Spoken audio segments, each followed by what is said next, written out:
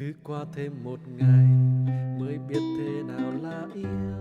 Một ngày trôi qua vội vã nhưng trong anh rất nhiều điều. Những suy nghĩ trong anh cứ lớn lên từng phút, cứ lớn theo từng ngày khi anh được ấm ấm bên em. Những suy nghĩ trong anh giờ đang chia làm hai.